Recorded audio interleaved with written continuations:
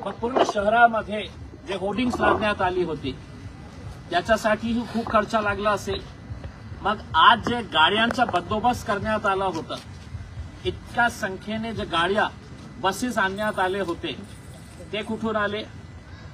मग जे लोकांना पैसे वाटण्यात आलं होतं 300-500 रुपये देऊन, आपल्या समाजाला याच्या बाबतीत विचार करण्याची वेळ आलेली आहे की असा आपल्या समाजाच्या आई बहिणीला आपण पैसे देऊन खोटं रिझन दाखवून त्यांना आपण रस्त्यावर बोलवत आहे। या मोर्चाचा आमची भावनाला ठेस पोहोचलेली आहे, याचा काही संबंध नाही आहे। आणि दुर्दैवाने मला हे पण सांगायचं आहे की काही मीडियाची मी बातमी जेव्हा ऐकत होतो तर इम्तियाज जलीलने भावना दुखावणाऱ्या ते शब्दाचा वापर केला होतं। हे का दाखवत नाही की इम्तियाज जलीलने हे जे शब्द वापर केलेला आहे हे महाराष्ट्र सरकारचा डॉक्युमेंट आहे, याच्यावर लिहिलेला आहे महाराष्ट्र सरकार वर्ग 2 ची जमीन एससी समाजाचे गोरगरीब लोकांसाठी राखीव जमीन दुसरा कुणाच्या नावावर ट्रान्सफर होऊ शकत नाही जोपर्यंत तहसीलदार आणि कलेक्टर साहेब मेहरबान होत नाही, तो ट्रान्सफर होत नाही। हे डॉक्युमेंटवर हे शब्द लिहिलेला आहे आणि याच डॉक्युमेंटवर संजय शिरसाट साहेबांच्या 2 मुलांचं नाव आहे, ज्यांच्या नावाने ती 10 एकर जमीन हे पालकमंत्री साहेबांनी आपल्या खिशात टाकली। मोर्चा काढायचा होता तर महाराष्ट्र सरकारच्या विरोधात काढायला पाहिजे होतं, पण त्यांना आपल्या मंत्र्यांना वाचवायचं होतं। आपल्या इश्यू जे मेन मुद्दा आहे त्यांच्या कोट्यवधी रुपयांच्या प्रॉपर्टीच्या बाबतीत ते डायव्हर्ट करण्यासाठी संजय शिरसाट साहेबांनी, त्यांना माहित आहे हे लोकांना आपण पैसे दिले तर हे काही करतील आणि तसं केलं त्यांनी। लाखोंच्या संख्येने येणार आहे लोक आणि आज सगळं समाजाला कळलेलं आहे की दलित चळवळ जे आहे, दलित मुवमेंट जे आहे ते खूप चांगल्या कामासाठी स्थापित करण्यात आली होती, पण अशा प्रकारचे घाणेरडे लोक त्याच्यामध्ये जेव्हा शिरतात तर कशा प्रकारे ते मुवमेंटला कसा कमजोर करण्यात येते आज त्यांनी सिद्ध करून दाखवलेले।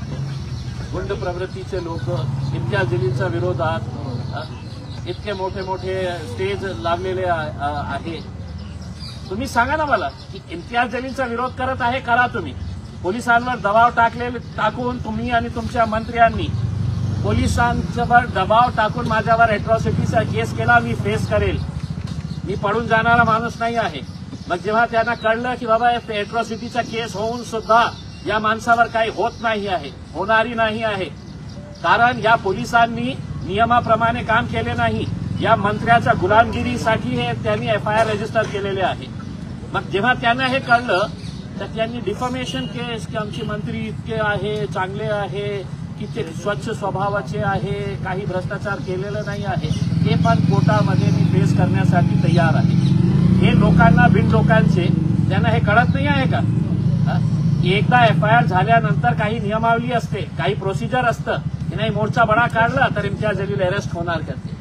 त्यांना माहित आहे, मलाही माहित आहे, त्यांच्या समाजाला माहित आहे, महाराष्ट्राला माहित आहे पैसे कुठून आले होते।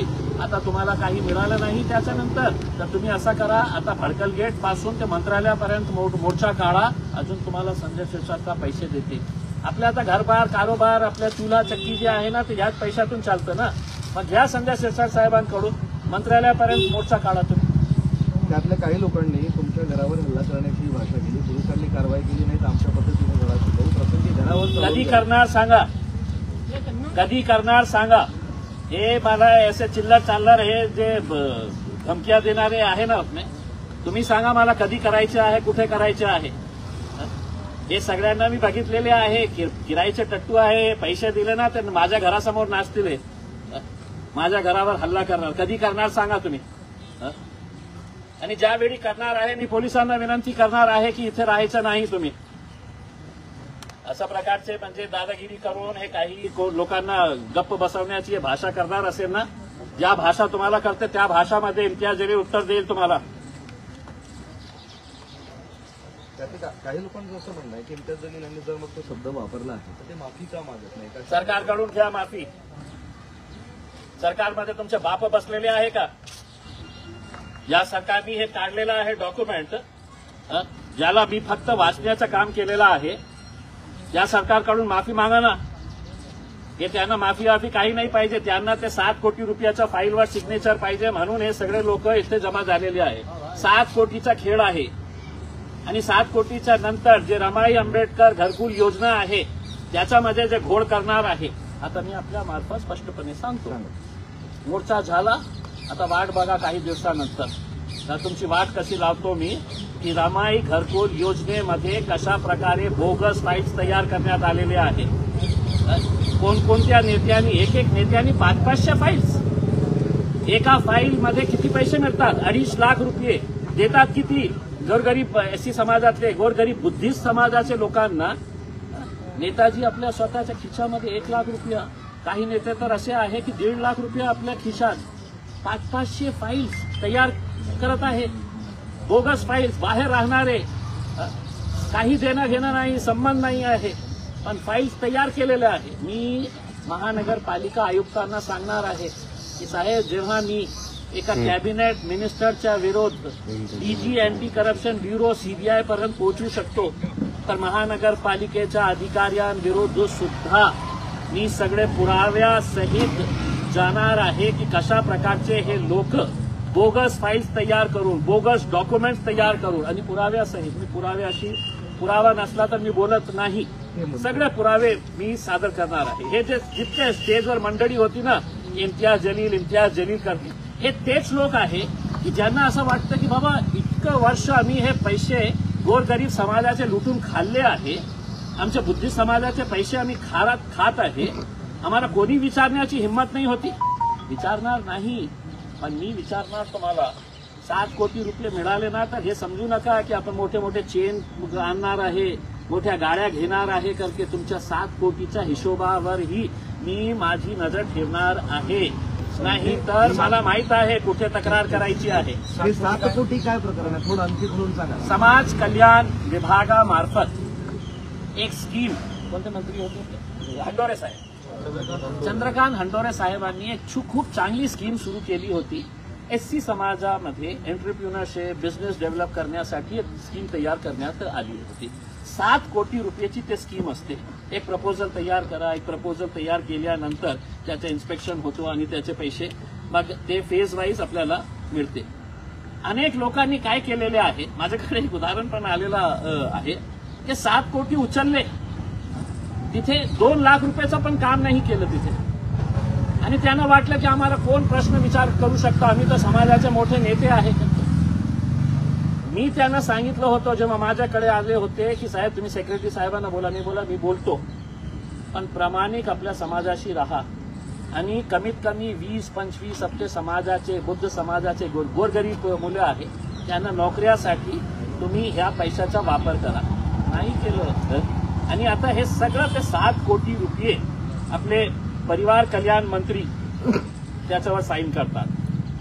परिवार कल्याण मंत्री म्हणजे समजलं ना, म्हणजे विट्स पण घेतले, MIDC पण घेतलं, जमीन पण घेतली, एससी समाजाची जमीन पण घेतली आजच्या नावावर. समाजाशी काही देणं घेणं नाही आहे. आपण अडचणीमध्ये आलं तर मी समाजाचा उपयोग करून कशा घ्यायचा आहे. स्टेजवरचे सगळे ती लोक आहेत का 7 कोटी रुपयांचे लाभार्थी? पूर्ण तेच आहे. ते काही 7 कोटीवाले आहे आणि काही रमाई घरकुल योजनेचे आहे. आता कमिशनर साहेबांना मी विचारतो, तुम्ही पण विचारा कमिशनर साहेबांना, कुणाला दिली तुम्ही हे फाईल्स तयार करण्यासाठी? हे कुणाला दिलेले आहे? तेच नेते आज जो स्टेजवर उभे राहून नाही का इम्तियाज जलील मुर्दाबाद बोलत होते ना, ते धमकवण्याचा प्रयत्न करत होते. इम्तियाज जलील कोणत्याही परिस्थितीमध्ये तुम्ही याच्यापेक्षा मोठा मोर्चा काढा, मी गप्प बसणार नाही. माझी मोहीम मी सुरू ठेवणार आहे. 7 कोटीचे किती पहिले आहेत आणि रमाईचे किती पहिले? आता 7 कोटीच्या बाबतीत मी आपल्याला सांगतो की जे सेक्रेटरी आहे समाज कल्याण विभागाचे, त्यांनी इन्क्वायरी केलेली आहे आणि त्याच्यातून हे निष्पन्न झालेलं आहे की हे लोकांनी जे पैसा उचललेला आहे त्याचा उपयोग बरोबर केला नाही. FIR रजिस्टर करण्याचा पर्यंत त्यांनी अहवाल दिलेला आहे. पण हे जे नेते मंडळी आहे ज्यांच्या पायावर हे सगळे बसलेले आहे की साहेब आम्हाला वाचवा, आम्ही घेतले होते 7 कोटी, चेन घेतली, गाड्या घेतले, फिरून आले तर तुम्ही आता बाहेर काढा की ते जे सेक्रेटरीने अहवाल दिलेला आहे की यांच्यावर FIR रजिस्टर करा, तर त्यांना वाचवण्यासाठी कोणकोणते हे स्थानिक नेते मंडळी आहे हे सगळ्यांना घेऊन गेले कुणाकडे की एकनाथ शिंदे साहेब, हे लोकांनी आपले पैसे खाल्लेले आहेत, राहू द्या ना, तर त्यांच्यावर कारवाई कसं करतात? मग एकनाथ शिंदे साहेब तर मग आहेच खोके बहादूर, तर त्यांनी सांगितलं हो काही नाही होणार. आज त्यांनी मोर्चाकडनं त्यांची प्रमुख मागणी ही होती, कायद्यानुसार अॅट्रॉसिटीचा गुन्हा दाखल झाला आणि त्यांना आणि तुम्हाला अटक करण्यात यावी. अरे थोडासा शिका. डॉक्टर बाबासाहेब आंबेडकरांनी सांगितलेले आहे, शिका, संघटित व्हा, संघर्ष करा. थोडेसे शिकलेले असते ना, जे स्टेजवर उभे राहणारे जे लोक होते त्यांना कळलं असतं की FIR झाल्यानंतर आपण मोर्चा काढल्यामुळे कोणाला अरेस्ट होत नाही. तुम्ही काढलं मोठं मोर्चा, मग मला अरेस्ट, मी उद्या मोठा त्याच्यापेक्षा 10 पटीने मोर्चा मोठा काढू का की मला अरेस्ट होऊ नये? मग पोलीस त्याप्रमाणे कारवाई करणार का? त्यानं करायला पाहिजे. थोडं शिक्षण घेतलं असते तर त्यानं कळलं असतं की नियम असते, काही प्रोसिजर्स असते, इन्क्वायरी असते, त्याच्यानंतर हे सगळं कारवाई होतं. नाही आता अटॅक करा, आता अटॅक करा. पोलिसांकडून काही चौकशी तुमची इन्क्वायरी झालेली आहे का? आता असं म्हणाले की आता मोर्चा झाला, आता वाट बघा,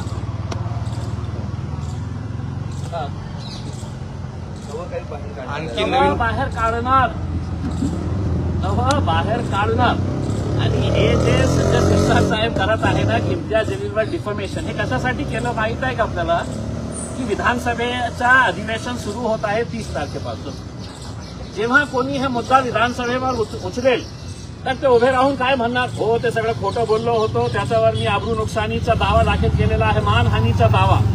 शिरसाट साहेब, ते मान काही नाही आहे, ते मनी आहे. मनी हानी जे झालेली आहे ना आपली, त्याच्यासाठी तुम्ही हे सगळं केलेले आहे.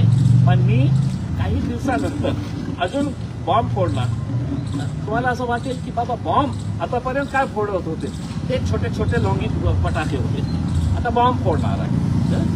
वाट बघा. तुम्हाला पोलिसांनी काही विचारपूस केली त्या 3 गुन्हा दाखल प्रकरणामध्ये, किंवा तुम्हाला तुमच्याकडे कोणी आलं होतं का? कशाला मी पोलिसांना जबाब देऊ? तुम्ही माझ्यावर खोटे केसेस दर्ज करणार.